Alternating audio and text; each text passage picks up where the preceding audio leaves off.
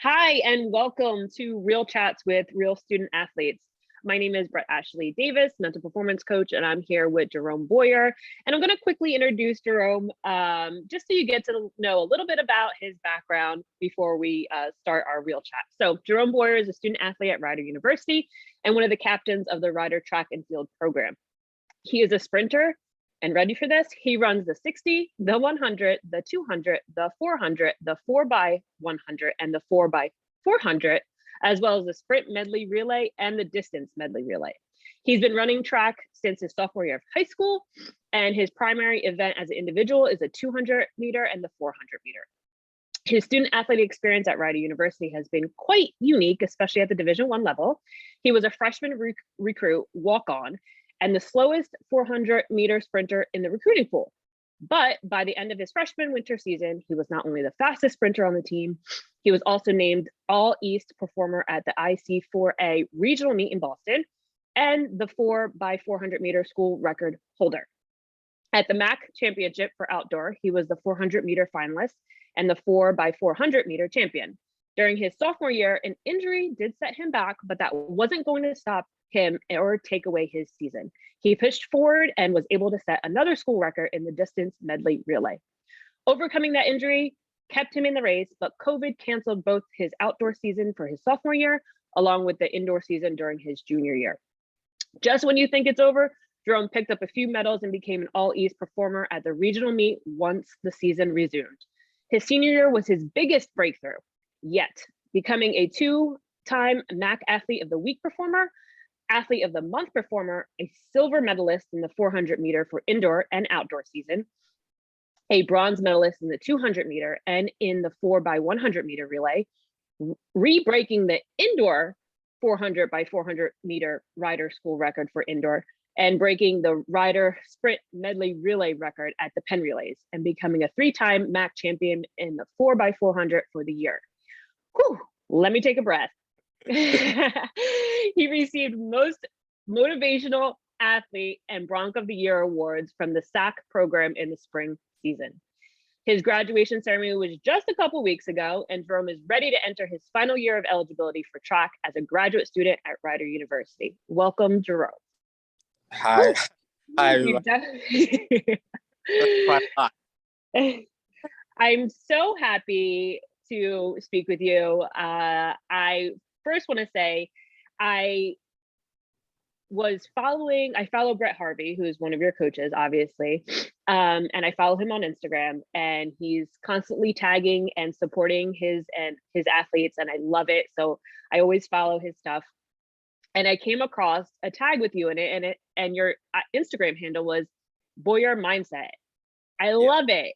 And I was like, I have to talk to Jerome. I know you and I have had several occasions on campus where we would get together, see each other at the SRC or at other programs on campus. So you're definitely a friendly face. I definitely know a lot about you, but now I definitely know more about you, and I can't wait for everybody else to kind of hear what it is that at Boyer Mindset really means to you. So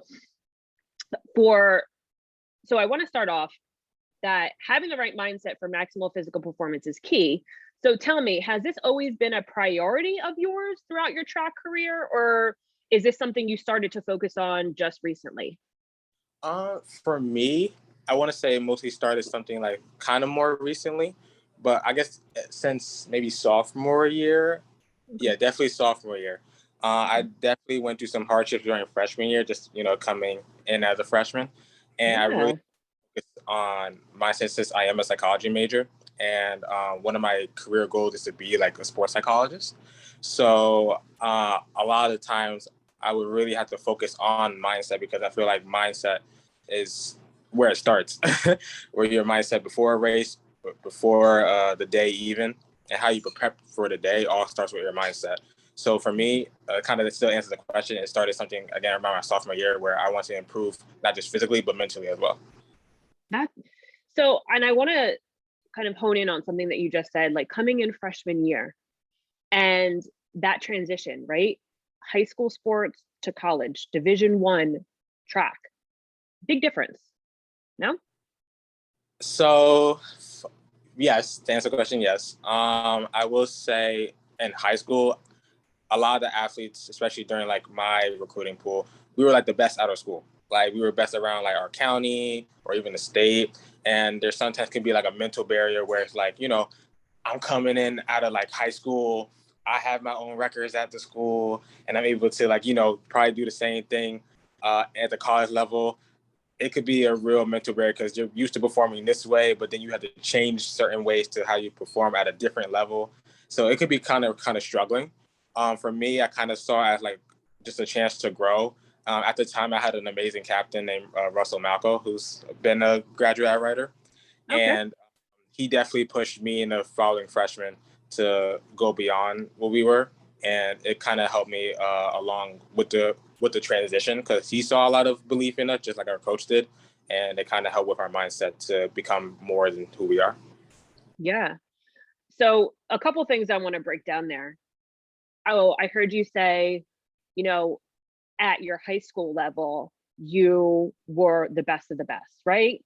And that typically is what happens because when you get recruited for college, it's the best of the best that are coming to this new pool of athletes, right? So now, you were kind of like the big wig, in high school, record, breaking records, being a captain, and now you're coming into a different pool where now all of those people or have either been captain, broke records, hold titles, whatever it is. So now, like you had said, it's shifting to a different mindset.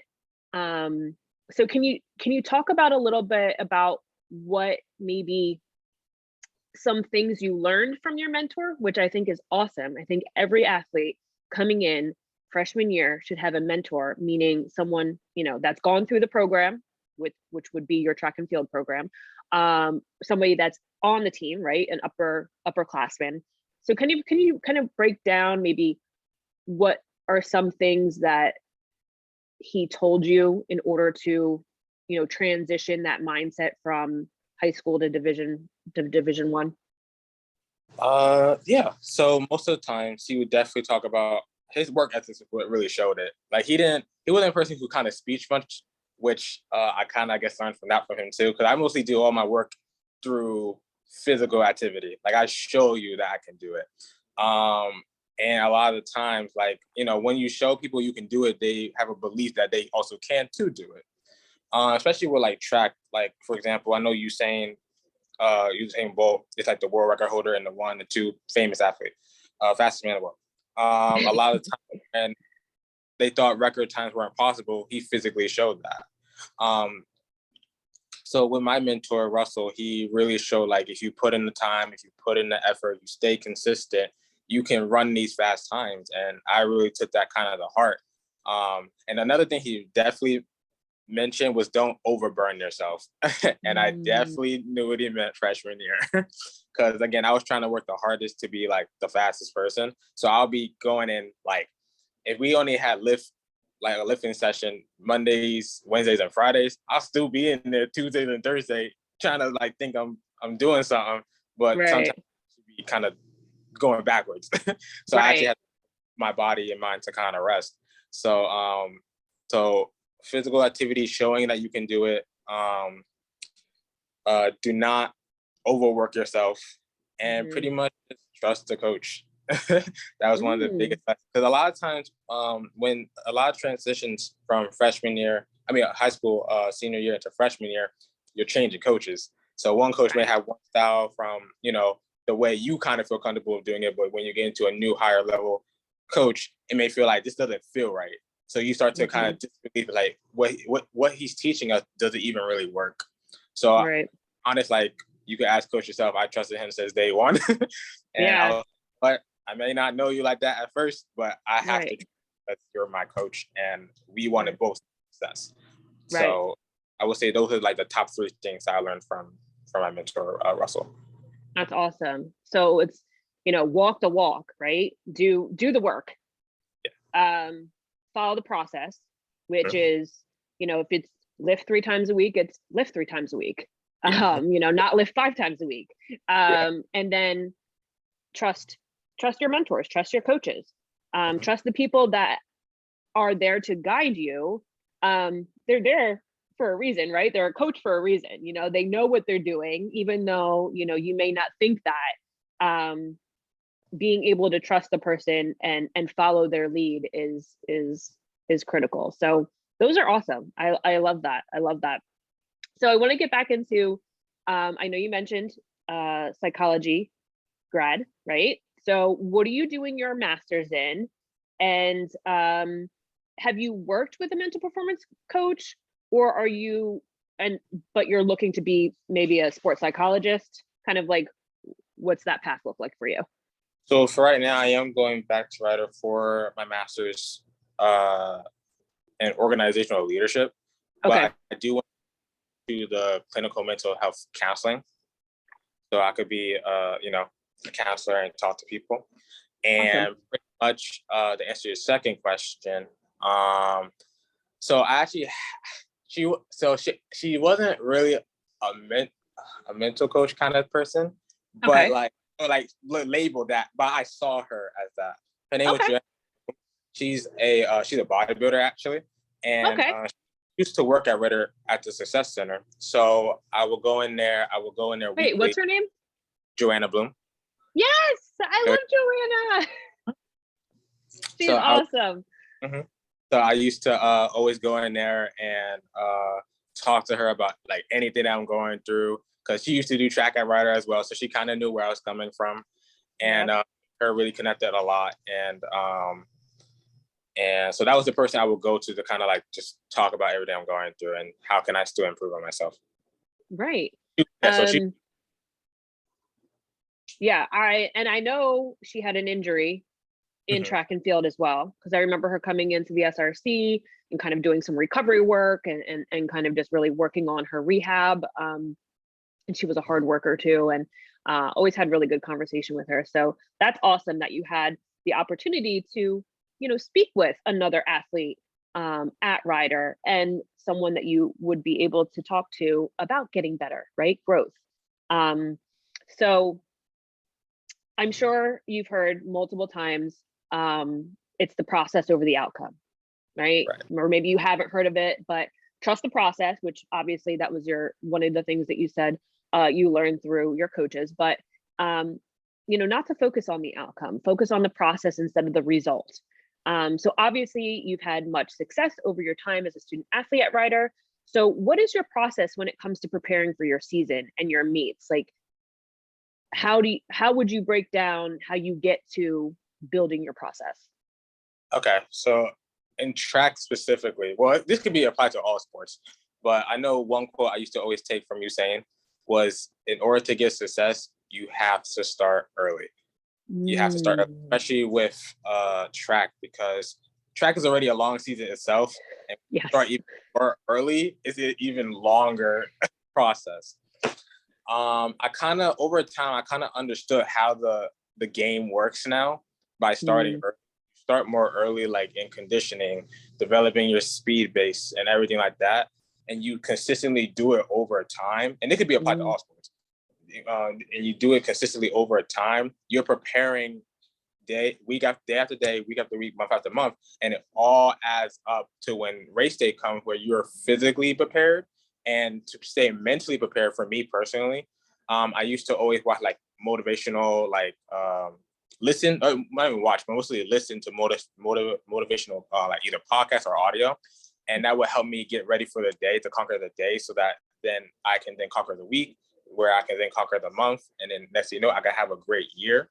And that was one thing I definitely changed from my junior year into my senior year.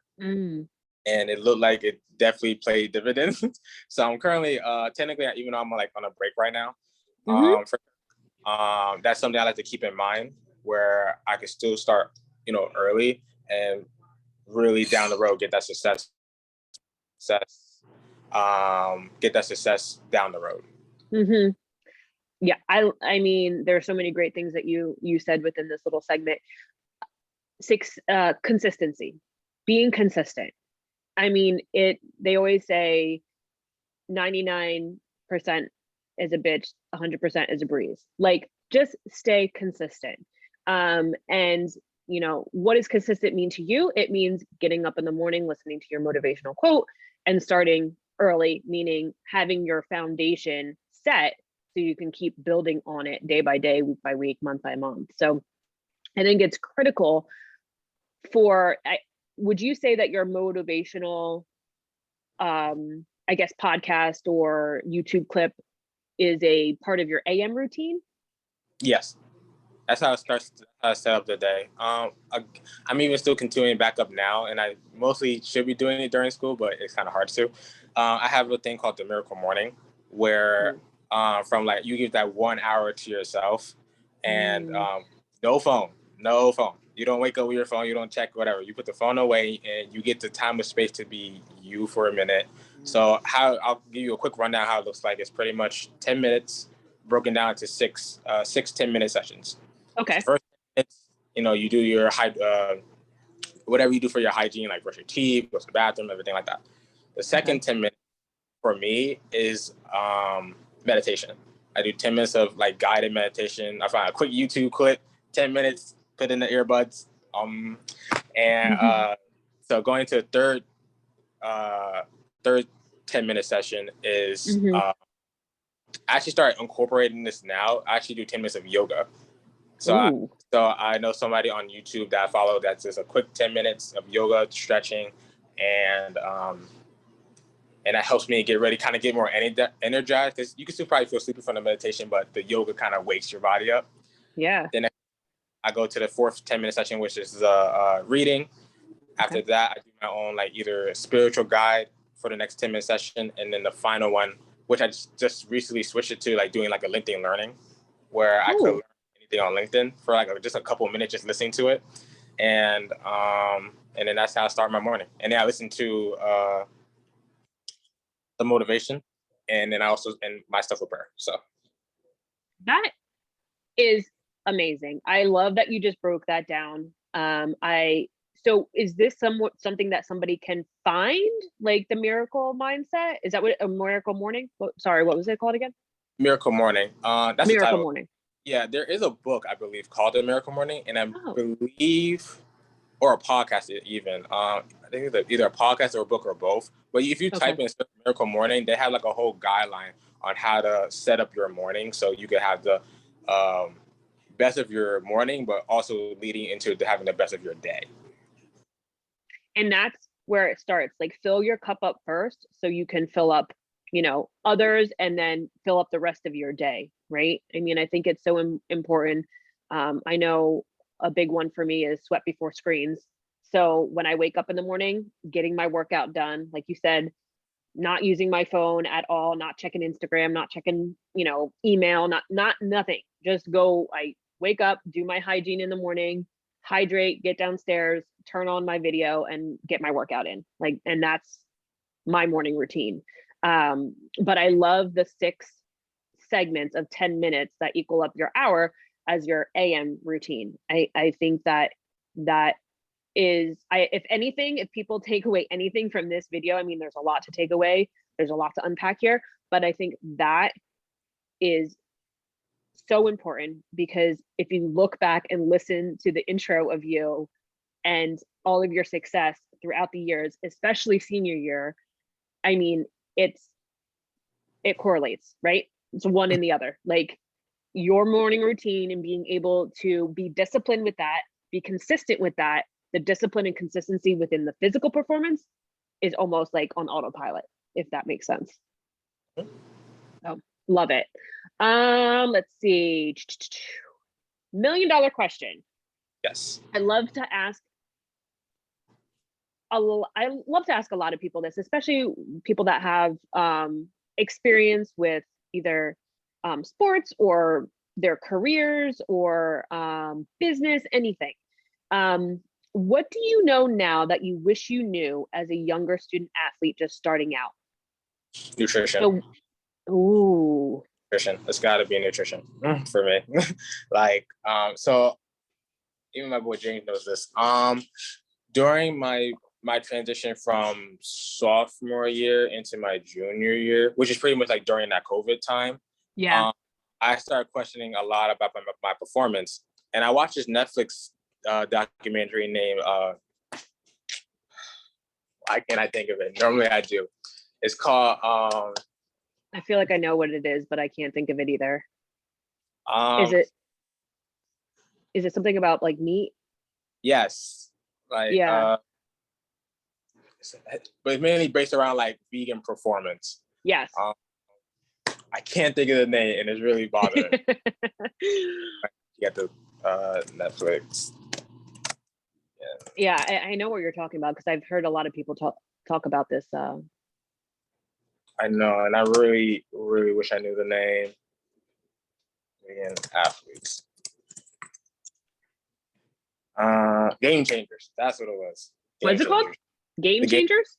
Yeah, the Game Changers. Okay, that's not the one I was thinking about. So I'm glad that you looked it up because I was thinking about a different one. Yeah, so Game Changers pretty much was a quick documentary about like pretty much giving the overall like side of like vegan athletes performance. Okay. So they were talking about like nutrition, what's happening in the blood, what's happening between your, where carbohydrates are getting into the blood, leafy greens are getting into the blood, and they made like test performances on like football players. They talked about track and field athletes. The concept of, like how vegans don't get enough protein and things like that. So they just kind of went into like a more deeper dive about, vegan athletes. And that was something I kind of took away. I want to kind of change. So I had to go through it pretty much took me like almost a whole year to kind of get it down.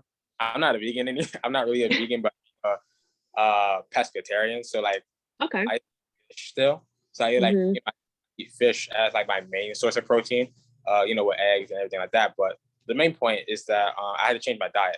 I changed my diet around, and it's definitely more cleaner and leaner. Because I remember freshman year, I weighed like 180 pounds. And that's from like me being bulky and strong. But for track, it's a bit different. So I definitely changed my diet around. And it's a lot more cleaner, a lot more fruits, a lot more carbohydrates. I had to go to the health nutritionist at Ryder very many times to make a meal plan at dailies and everything like that, which they were able to help me to do. And once I did that for like a whole year, I was able to really break through out my senior year coming up. So I want to say that's one of the biggest things I wish I knew kind of earlier, was definitely knowledge on nutrition and nutrition for athletes specifically. Yeah. I mean, when you talk about being an athlete there, and especially a student athlete, right? Because you have the whole academic side of it as well. There's a lot to focus on: nutrition, your sleep, your physical, your mental, and social, So nutrition obviously plays a huge part in your performance. I think, it would be, your conditioning, your nutrition, and your mental performance, right? The three of those, and the physical performance, I would say, I would put sleep in there too, because that's part of it. Sleep is very underrated. For sure. So do you have, and we'll kind of wrap this up in a few minutes, but since you have an AM routine and we just were talking about sleep, do you have a PM routine of kind of like an unwind, kind of get ready, get, focused on recovery, and then focused on like how to conquer your next day? Yeah, so I have normally I plan my day before I do my my PM routine. Like Okay. like me, I know I would get lazy and I won't set one up where like I don't know what the next day. But sometimes and to have a 30-minute time block where I sit down with myself and I plan what I'm going to do the next day. But so my PM routine is actually shorter than my morning routine. It's only 30 minutes. So I take the three main things that I want to do for those 30 minutes. No phone. I say once I go to sleep at 11. So at 10:30 hits, my alarm goes off, put the phone away. So I break it down again into 10-minute sessions where the first one I'm reading for 10 minutes. The second session I'm doing 10 minutes of meditation again. And then my last 10 minutes, my remaining last 10 minutes is for prayer. Okay. Love it. Love it. And, putting yourself in that state of mind of, you're ending your day, right? I know a lot of athletes do part of a gratitude, and I'm sure that's part of the prayer too, is a lot of gratitude. Correct me if I'm wrong. I don't want to speak for you, but being able to look at all the things that were in your day, or that were in your week, or that are in your life, and being able to be grateful for those, to really kind of I guess set the tone for the next day. Which is amazing. Jerome, you were excellent. I love all of this. I cannot wait to share this with everyone, because that's where I am right now with mental performance coaching. I want to be able to share as much information with high school students, mostly, college students obviously as well. But the thing that we started this conversation off was with transitioning from high school to college sports, is there's that huge transition. And I think it's so important. And if high school student athletes can get help from a mental performance coach or a mentor or anyone to kind of help them like bridge that gap of like, hey, this is what high school is, this is what college is going to be. Let's get you in that right mindset to like at least see success earlier on. That way you're not, I feel like a lot of students kind of get a lot of built up anxiety or pressures, or, what is it to fail? Like, why am I failing? But failure is only feedback, really. It doesn't mean anything other than that. You just use all the failures to build yourself back up. So they're really, failures, it's a good thing, it's part of it, right? It's part of it. So, and we could talk a whole nother hour on failure. I mean that, but I want to leave everybody with the one thing I saw on your Instagram. I was kind of snooping around your Instagram. I loved one of your posts, and I kind of want you to just unfold it for us so we can like close this out. One of your posts said, "Tend to your environment and your garden will grow." What does that mean to you, and how would you interpret that for the people listening? So for me, when it says when you tend to your environment, you're tending to the people who are around you. If you're surrounded by you are who you become by the people you surround yourself with, right? So if you surround yourself with good people, you will then become a good person. If you surround yourself with bad people, you won't be as good of a person you think you can be. So when you change your environment, you set the things around you, even if you physically have to do things around you for yourself to make the environment better, and you're blessing the environment, then you will receive those blessings back.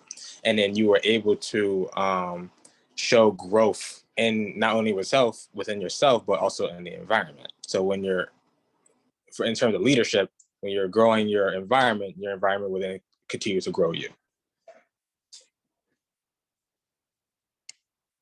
Oh, this what happened. Can you still hear me? What happens?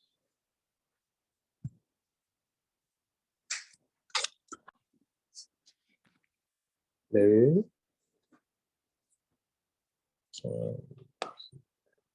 Oh, are you back? Do you hear me? Yeah, I can hear you. Okay, cool. Did you hear my last part? No, so if you just want to repeat that last part, where we cut off, basically about the environment, you can. Okay. So I was saying, when you as a leadership, especially when you tend to grow your environment tends to grow you. So then you could feel that you are able to get back to the environment can then give back to you, so you are able to grow. Totally. They say you're the average of the 5 people you surround yourself with, right? So like you said, if you're surrounding yourself with below average people, your average is going to be below average. So yeah, so it's like, look at your surroundings. Who are you who's in your inner circle? Who are you surrounding yourself with? Are you surrounding yourself with leaders, people that enjoy the process, enjoy doing hard things, want to accomplish challenges, or are you surrounding yourself with people that are just trying to get by? I think I love that I found that on your Instagram, and I feel like I want to use it, in a lot of teachings too. I know I said that was my last question, but I do have one more. I just love talking with you. So I know we already talked about working with a mental performance coach. I know you said you worked with Joanna. But I guess going back to earlier in this segment, a common response from athletes is, I don't want to work with a mental performance coach or a mindset coach. I don't need one. I don't have time. It's really not going to work. And obviously this couldn't be further from the truth. We just talked about all the success that you've had within your undergraduate career as a track and field athlete at Rider University Division I, and you have an AM routine, you have a PM routine, you have a mentor, you go to see the nutritionist. I mean, you're doing all the right things and you're very intentional with it, right? And there's a lot of purpose behind what you're doing. So what would you tell a person that is kind of like on the edge, like, I don't really know if I should do it. I don't know if I should work with a mental performance coach or a mindset coach. I don't know if it's for me. What would you tell that student athlete that is kind of on the fence? Pretty much, if you had to see yourself with one and without one, how much success do you think you would get with one, and how much success do you think you would get without one? It really talks about your investment in yourself. How much are you willing to invest in yourself, like financially, spiritually, mentally, physically, in order to get to where you want to be? In order to reach your goals, you have to do things that are outside your comfort zone. You stay in your comfort zone, you will only stay stagnant. But when you go outside your comfort zone and do the hard things that may need a lot of time to be like consistent and everything like that, you then tend to grow. And that's what, that was one message I really definitely took last year from my jumping coach, Coach Dev.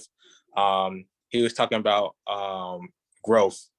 And a lot of times, like, every week I was sending him like a message at the gym. I'm growing and, how much I'm squatting, how much I'm lifting. And when you start to physically do that consistently, you would then show growth. So again, to answer your question, it depends how much do you really want to grow as a person and as an athlete. Yeah. I think you hit it right, the nail on the head. I mean, a coach, whether it's a physical coach, right? Like your track and field coach, your sprint coach, your jumping coach, your agility coach, whoever, you have all those coaches for all those physical components, and those take time. So having a coach that is there to build your perspective, challenge you to grow, accelerate the mindset approach to your sport. And you had mentioned, mindset for every athlete, it doesn't matter if you're track and field, football, swimming, diving, whatever, like a mental performance or mindset coach works for every athlete. Right. And it also just works for your personal life as well. So, I think that when you had said that the coach is there to guide you, and that's exactly what it is. When they're guiding you in the physical component, it's the same thing as the mental component. They're just guiding you, giving you skills, giving you drills, giving you challenges, boosting you up, being able to maybe see it from a different perspective than maybe you see it. It's really just to accelerate your career by giving you tidbits of information that you can use now that you maybe would never have in your career. Right. So that's awesome. Well, I want to just thank you so much, Jerome, for coming on and speaking with me and to future college athletes or high school athletes that are, just wanting to learn a little bit more about what it takes to be an extreme athlete and be able to really hone in on the mental side of the sport to see the success. And I think you've said it all that needs to be said today. And I think I want to congratulate you on graduating, recent graduate. with your undergrad, and much success. Obviously, I'll see you on campus, while you're there as a graduate student. Anything else that you want to leave us with today before we sign off? I want to say thank you for having me on here. It's been really a pleasure and an honor to be on here. Thank you for all your kind words. Thank you for everything, honestly. And honestly, I just want to say have a blessed day, of course, and enjoy the summer. Just enjoy life. Be who you want to be. Always continue to love others, inspire others, and that's the one thing I always wanted to do. So for anybody else also listening, just be yourself, love who you are, and just show that kindness to everybody else. Thank you. Of course.